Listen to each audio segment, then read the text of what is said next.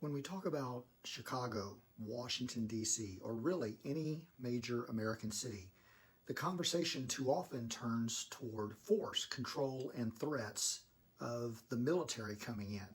With the federalizing of the National Guard, it might sound like strength, but in reality, it is a failure of imagination. It reduces complex problems like poverty, violence, inequality to something that can be solved with boots on the ground or guns in the streets. That's not partnership, that's occupation. And history has already taught us what happens when communities feel occupied by their own government. Mistrust deepens, tensions flare, and wounds go unhealed. I'm Scott Lloyd, scholar of race, religion, culture, and communication, and I know that the narratives we choose matter.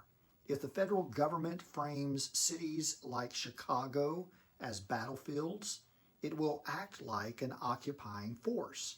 But if it frames them as communities worth investing in, it can act like a partner in building real peace. And here's what we need to think about.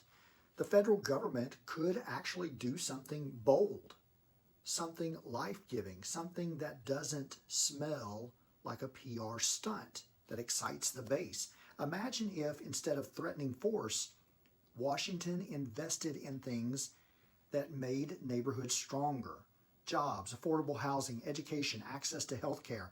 Imagine a serious federal jobs program, rebuilding our crumbling infrastructure while giving young men and women on the south and west sides a paycheck, a skill set, a sense of dignity.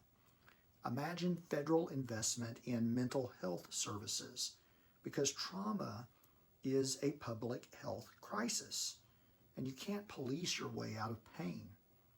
Federal leadership could double down on common sense gun control, not just background checks, but cracking down on the interstate pipelines. 60% of the firearms in Chicago come from outside the state.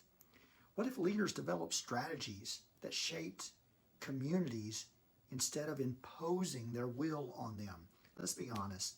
Safety isn't just about cops or soldiers. It's about knowing that your kid has a good school to go to. When you've got steady work, you can walk home without worrying about whether the street lights are out again. It's when communities feel seen and supported, not blamed and abandoned, when we have real progress.